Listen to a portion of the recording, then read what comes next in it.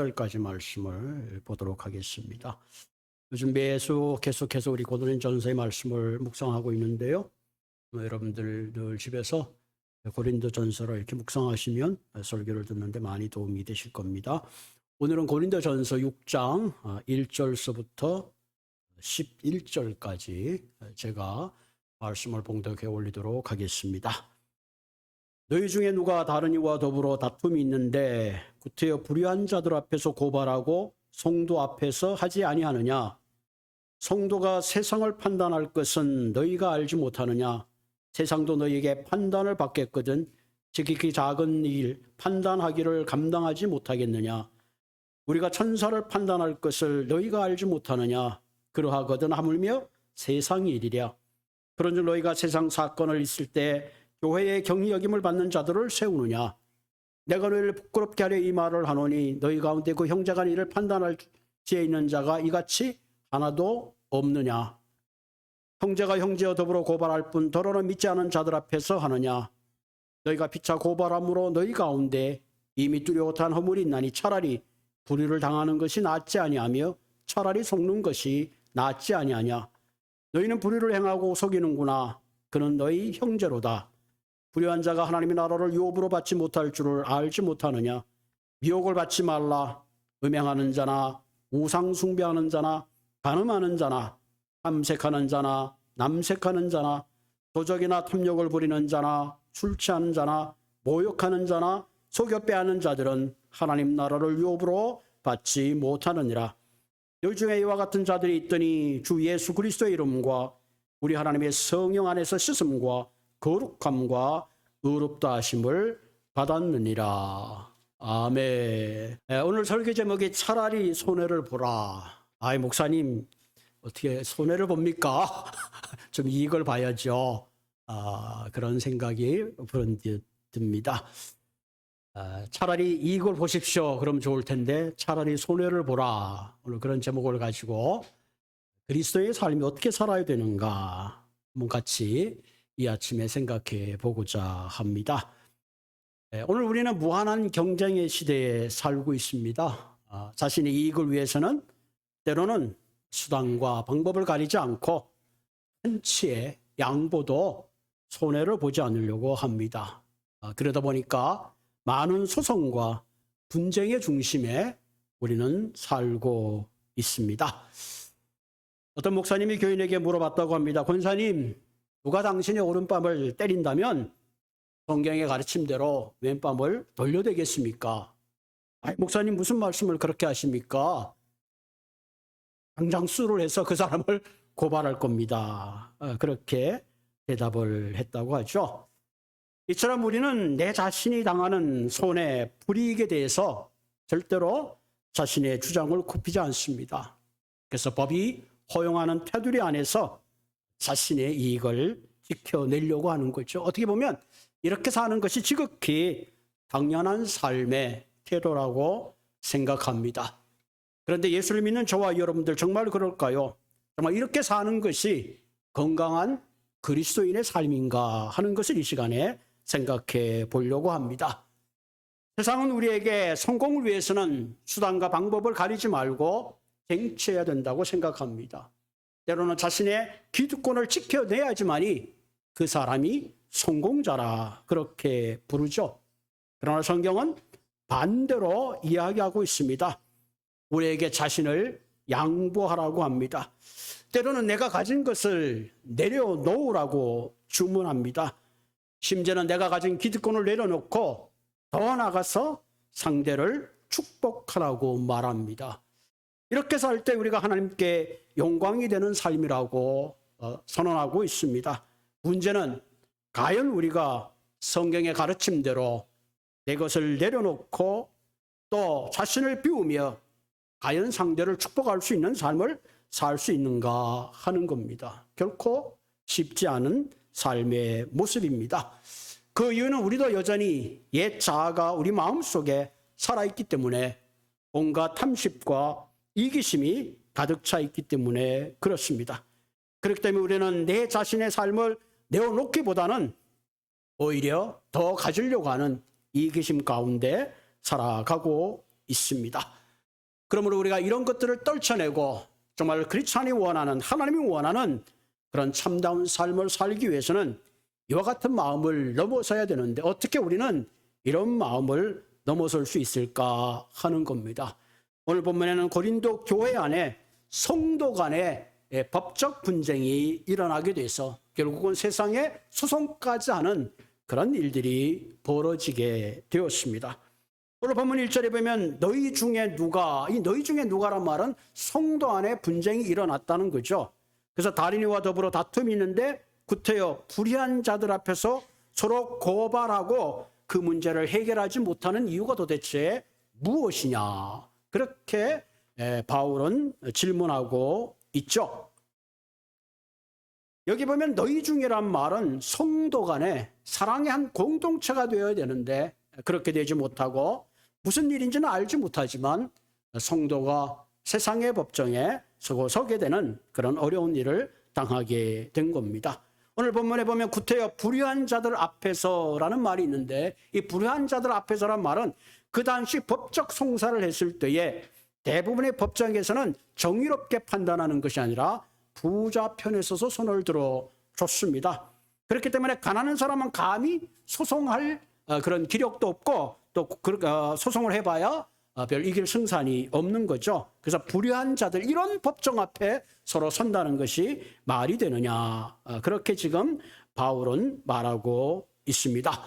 여러분 이 말에서 우리는 한 가지 오해하지 말아야 될. 그러면 성도는 절대로 세상에 소송을 해서는 안 되느냐. 그런 의미는 아닙니다. 얼마든지 우리가 불평당한 일에 대해서 우리가 공정한 재판을 받고 성사할 권리가 있습니다. 왜? 우리는 하늘나라의 시민권인 동시에 또 이 땅의 백성으로 살아가기 때문에 사회의 정의와 질서를 잘 지켜내야 될 책임과 의무가 있습니다. 그런데 살다가 보면 이 불가항력적인 경우가 생길 때가 있습니다.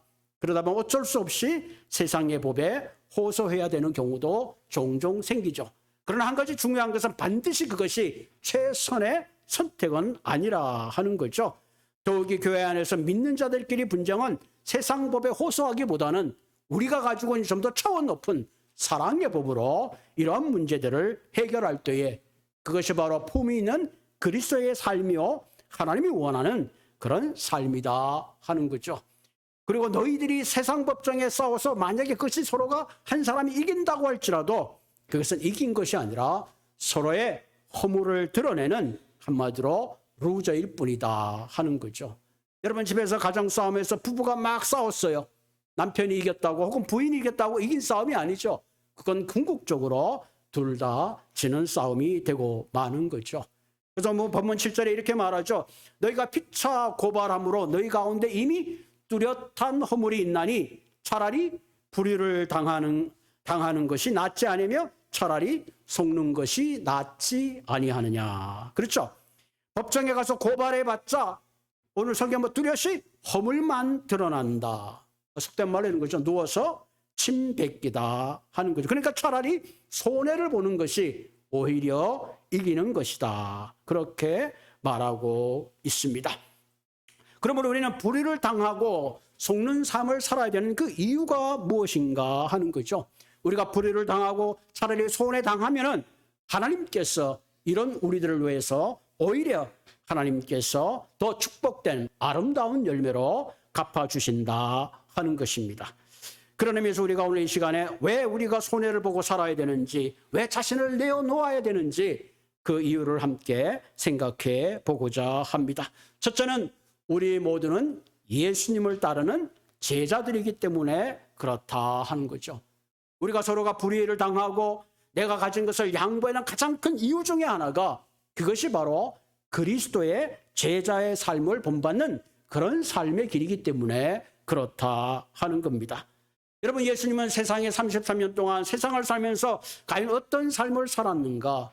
예수님은 억울한 일도 당하지 않고 불의한 일도 당하지 않고 속지 않는 그런 삶을 살았는가 하는 거예요. 사실을 보면 그렇지 않아요.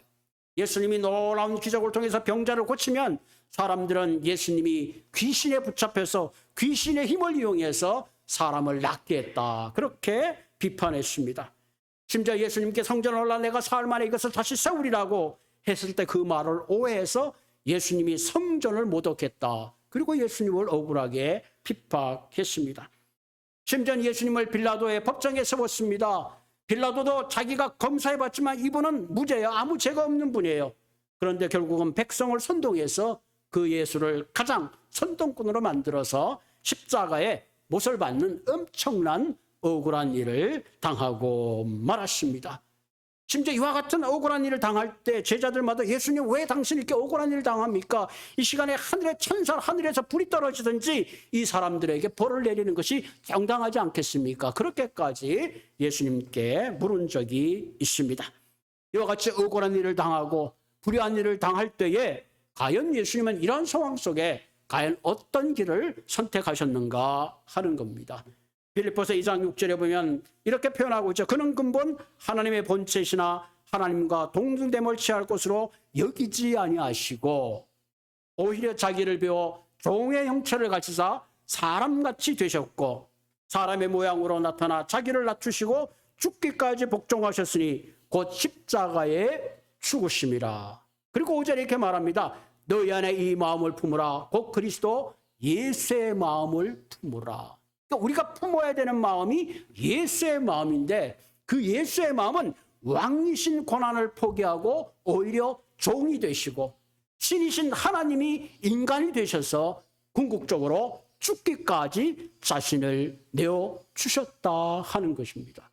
그런 의미에서 저와 여러분들이 예수의 제자로 예수의 삶을 본받는다고 한다면 당연히 예수님이 가는 그 길을 따라가야 되는 것은 지극히 당연한 일입니다. 그럼에도 불구하고 우리가 조그만 이익 때문에 형제를 소송하고 그렇게 한다는 것은 지극히 우리가 우리 자신의 허물을 드러내는 것이다 하는 거죠.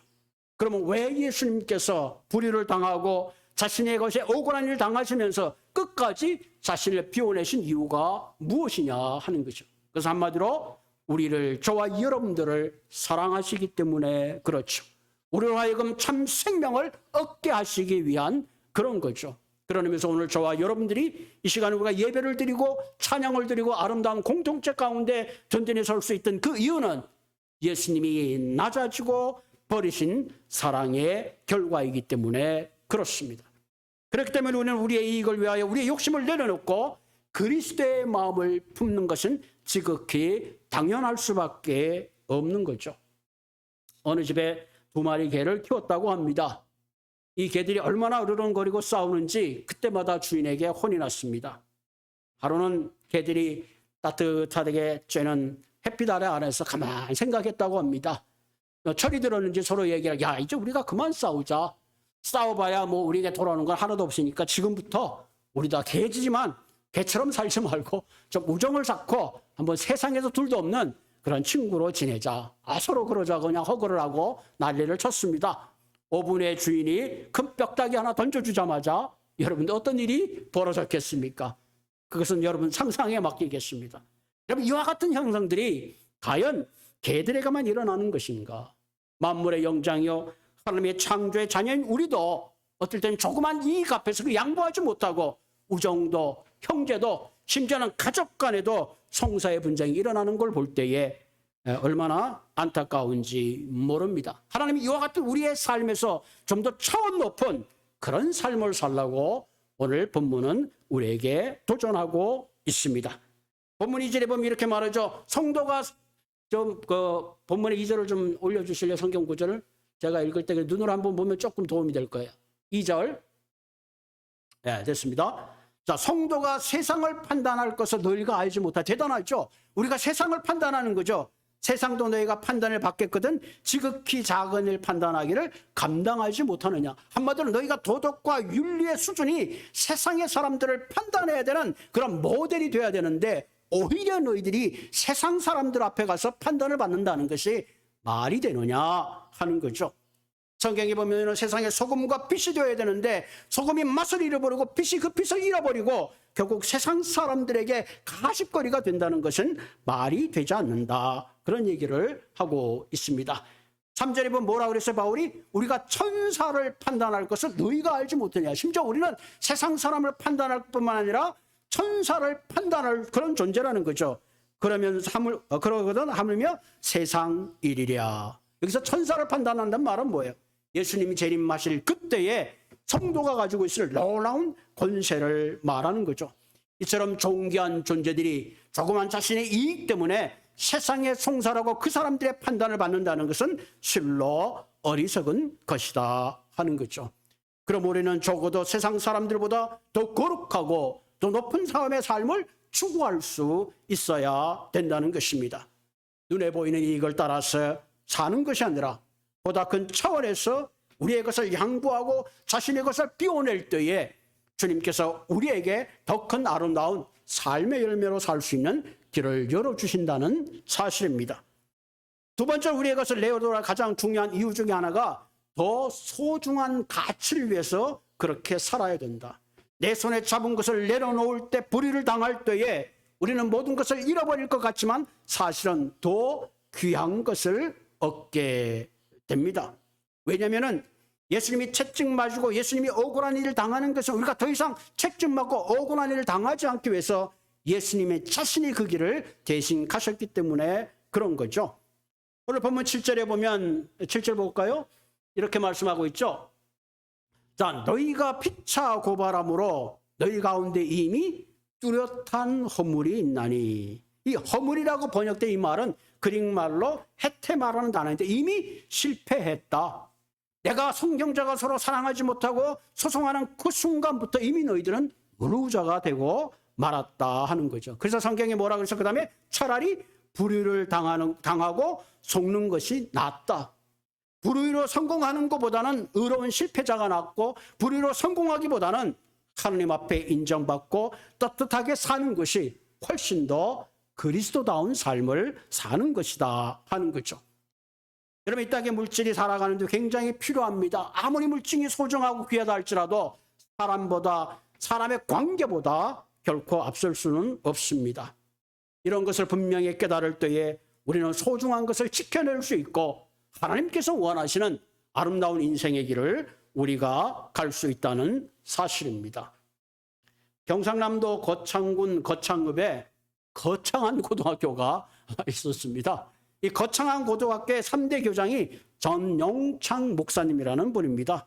이분은 전주 무주에서 태어나서 예수님을 잘 믿고 1938년도에 전주 신흥학교에 재학 당시 그 교장이었던 리턴 선교사님들의 배려로 일본 고베 신학에서 공부를 했습니다. 그런데 신사참배 이후로 결국은 참배를 거부하고 독립운동을 주도했다는 제목으로 인해서 2년간 후쿠오카 감옥에서 복역을 하고 귀국했다고 합니다. 이후 전영찬 목사님은 8.15 강복절 이후 영어 실력이 뛰어나 미 군정청의 통역관으로 일하던 중 미국 웨스트민스터 신학교에 유학하게 되었습니다. 이분이 웨스트민스터 신학교에서 공부하다가 이제 박사학위를 받은 졸업식에 열흘 앞두고 한국에 6.25 전쟁이 터졌다고 합니다. 이때 이분은 그 당시 물류 학장을 찾아가서 이 조국이 망하면 내가 받은 박사학위가 무슨 소용이 있습니까? 저는 이제 귀국을 하겠습니다. 그때 그 물류 학장이 말려줘. 아니, 자네는 앞으로 전쟁 후에 나라를 재건할 중요한 인재인데 지금 전쟁 때 간다는 건 옳지 않으니 내 충고를 받게 그랬대요. 그런데 이 전 목사님은 아닙니다. 내가 지금 조국이 나를 부를 때 가지 않으면 더 이상 기회가 없습니다. 이 말에 물류 학장은 한 발 양보하고 이분을 일주일 조기 졸업을 시켜서 귀국을 시켰다고 합니다. 그 당시 이분이 돌아와서 거창고등학교는 호주 선교사가 운영하고 있는 학교였는데 기독교 학교였는데 이 재정이 바닥났어요. 그래서 이분이 그 학교를 인수하고 운영을 했다고 합니다. 그래서 이분이 우리가 잘 아는 보이스 비 앰비셔스라는 그런 그 소녀의 야망을 가져라. 정의는 후에 이긴다. 그러면서 그 아주 기독교 학교를 만들고 처음에는 이제 기독교 학교를 만들 때에 많은 어려움이 있었겠죠. 그러나 점점 학교에 좋은 그 선생님들이 모여들고 또 학생들이 모여들어서 비록 시골 학교였지만 고등학교 진학률의 88% 그 가운데 4분의 1 이상이 명문대학을 진학하는 그런 소문난 학교가 되었다고 합니다. 더 중요한 건 그 고창고등학교에 보면은 직업 선택의 10계명이 있다고 합니다. 이것은 그 전 목사님이 그동안 설교한 내용을 그 중에 이제 줄여가지고 그분이 가지고 있던 철학을 10가지로 만들었다고 합니다. 그래서 앞으로 그 고등학교를 졸업하고 직업을 선택하는 학생들에게 이런 가이드라인을 따라서 너희들이 직업을 선택해라 하는 가이드라인을 주었는데, 그 가운데 첫 번째가 월급이 적은 쪽을 택하라. 저도 지금 아들 보고 야, 월급이 더 좋은 쪽을 택하라 그러니까 많이 받는 쪽을 택하라 그러고 충고하고 있습니다만은, 월급이 적은 쪽을 택하라. 내가 원하는 곳이 아니라 나를 필요로 하는 곳을 택하라. 세 번째는 뭐예요? 승진의 기회가 거의 없는 곳을 택하라. 완전히 반대잖아요. 네 번째가 뭐냐면 모든 것이 갖추어진 것을 피하고 처음부터 시작해야 되는 학무지를 택하라. 다섯 번째 계명이 앞다투어 모여있는 곳에는 절대로 가지 말라. 아무도 가지 않는 곳으로 가라. 여섯 번째가 장래성이 전혀 없다고 생각하는 곳으로 가라. 일곱 번째가 사회적 존경 같은 것은 바라볼 수 없는 곳으로 가라. 여덟 번째가 한가운데가 아니라 가장자리로 가라. 아홉 번째가 재밌어요.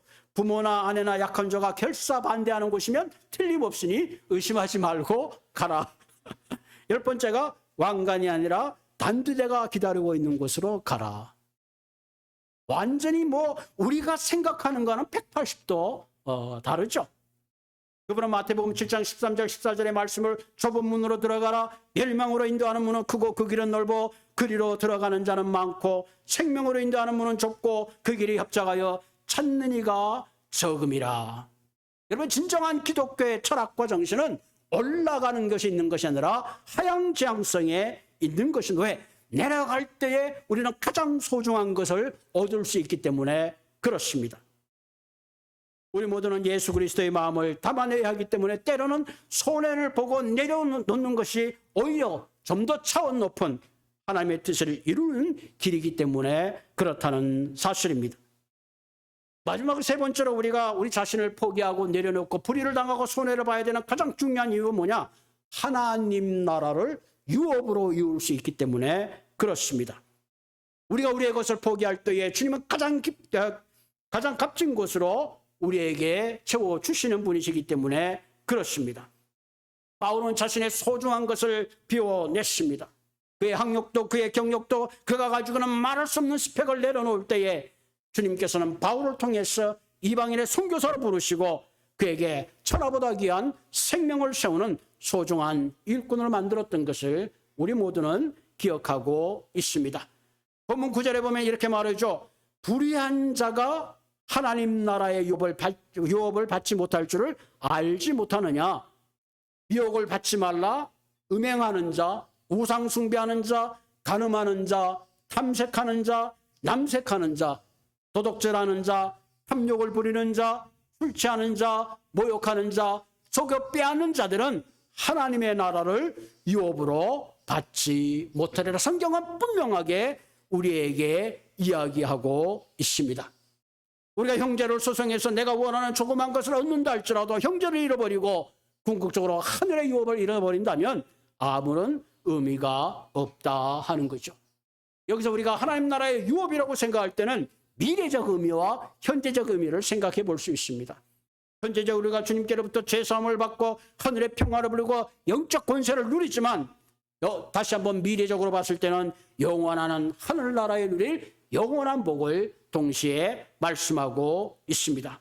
그러나 반대로 우리가 이 땅에 살면서 본문에서 말하는 경계하고 미혹받지 말아야 될 것이 있는데, 음행과 우상숭배와 간음과 탐심과 남색과 도적과 탐욕과 술취함과 모욕과 속여낸 이 모든 일을 행할 때에 결코 우리는 하나님의 나라를 유업으로 받지 못한다는 것입니다. 이런 것들이 우리의 마음속에 채워져 있다면 결코 우리는 하늘의 유업의 복을 누리지 못하는 것입니다.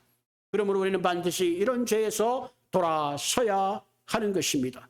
오늘 본문은 다시 한번 전에는 너희들이 이런 종류의 사람이었다. 그러나 이제는 너희들은 다른 사람이 되었기 때문에 이런 죄에서 돌아서야 된다는 것을 분명하게 말하고 있습니다. 오늘 본문 11절을 보면 이렇게 말하고 있죠.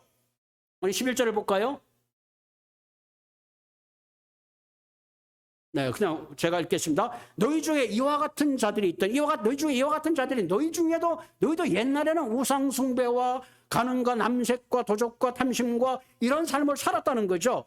그런데 본문에 뭐죠? 이제는 주 예수 그리스도의 이름과 우리 하나님의 성령 안의 씻음과 거룩함과 의롭다 하심을 받았느니라. 그러니까 그런 중 누구든지 그리스도 안에 있으면 새로운 피조물이라 이전 것을 지나갔으니 보라 새 것이 되었다. 전에 너희들은 우상숭배, 가는 탐정, 남색, 도적 이런 술 취한 삶의 무리에 있었지만 이제는 예수 그리스도의 이름과, 이 말은 이제는 예수 그리스도의 이름을 믿음으로 하나님의 자녀가 되었고, 더 나아가서 하나님께서 성령으로 너희 죄를 씻음으로 너희들이 의롭게 되었는데, 더 이상 이제는 이런 죄에서 벗어나서 의로운 자로 살아야 된다 하는 것을 다시 한번 본문은 우리에게 이야기하고 있습니다. 그럼 우리는 날마다 이런 하나님을 경험하고 내 안에 이런 탐심과 이런 죄악을 씻어내어 주신 주님 앞에 우리는 더 이상 죄 가운데 돌아가는 그런 삶이 아니라 성령의 거룩하심으로 채워주는 그런 삶으로 한 걸음 한 걸음 나가야 된다는 사실입니다. 우리가 이 땅에서 당하는 불의와 당하는 손해를 보는 것은 우리가 예수님의 제자이기 때문에 그렇습니다. 예수님이 그렇게 살았기 때문에 그렇습니다. 또 중요한 이유는 우리가 바로 예수 그리스도 성품을 담아내야 되기 때문에 그렇습니다. 세 번째 이유는 우리가 하나님 나라의 유업을 잇는 자이기 때문에 그렇습니다. 그러면 오늘 이 아침에 오늘 이 말씀을 생각하시며 저와 여러분들 다시 한번 성령의 만져주심과 임재를 통해서 나를 새롭게 해주시는 주님 앞에 우리의 모든 마음을 내려놓고 비워내는 저와 여러분들이 되기를 주님의 이름으로 부탁을 드립니다.